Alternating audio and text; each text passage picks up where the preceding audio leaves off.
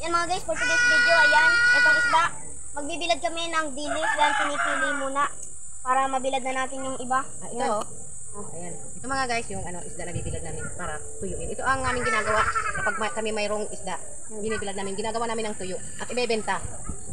So, yan mga guys, ito pa may mga hipon. At anong pong tawag dito dun sa mga mahaba? Sino ang nakakaalam sa isda na ito? Hindi namin ito alam kung anong pangalan nito. Kasi binibili lang namin itong isda na ito para ibilad. Ayan o, hindi namin ito alam. Ito naman mga guys. Tapos ito yung mga guys, mga hipon. So, ayan mga guys, ito yung ibibilad namin. Para nilagyan namin to ng asin. Yan, ang dami namin asin at dalawang suka na maliit. At yan nga, para hindi siya langawin. At yun yung nandun yung bilada namin. Magandang araw mga kababayan. Nandito tayo ngayon sa aming bahay at ayan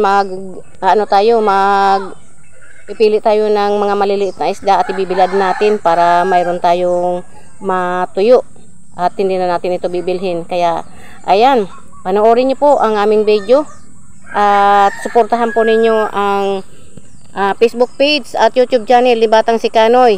At ayan po, bibiladin na namin ito. Lilinisan muna at lalagyan ng suka. So ayan mga guys, marami na naman kaming isda na ibibilad ngayon ngayong araw na ito. Ayan pipilian muna namin bago namin ito ibilad. Ayan linisan muna natin bago natin biladin. Ayan, ipapakita natin. Ayan ba? Kano yo? Ayan So yan mga guys Ayan, pipilian muna natin yan. Ang lalaki ng isda. Ang lalaki na. Ayan ang yan ang dilis. Yan naman natin, ibibilad na lang natin yan. Ayan, ganyan kami mga kababayan pag mayroon kaming nabili na isda, bibilad din namin para tuyuin. Yan mga guys, for today's video, ayan, itong isda. Magbibilad kami ng dilis, yan, pinipili muna para mabilad na natin yung iba. Ito ayan. Ito mga guys, yung isda na bibilad namin para tuyuin. Ito ang aming ginagawa kapag kami mayroong isda, binibilad namin, ginagawa namin ng tuyo at ibebenta. So, yan mga guys, ito pa may mga hipon. At anong pong tawag dito dun sa mga mahaba? Sino ang nakakaalam sa isda na ito? Hindi namin ito alam kung anong pangalan nito. Kasi binibili lang namin itong isda na ito para ibilad. Ayan hindi namin ito alam. Ito naman mga bilis.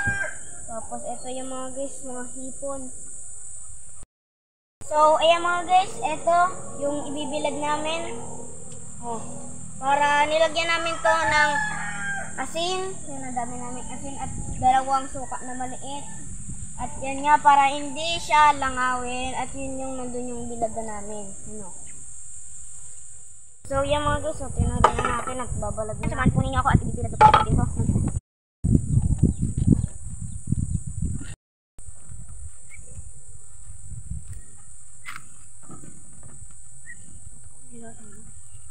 Masakit.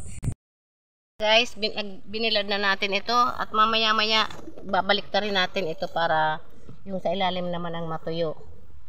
So, yan mga guys, ganun pala yun.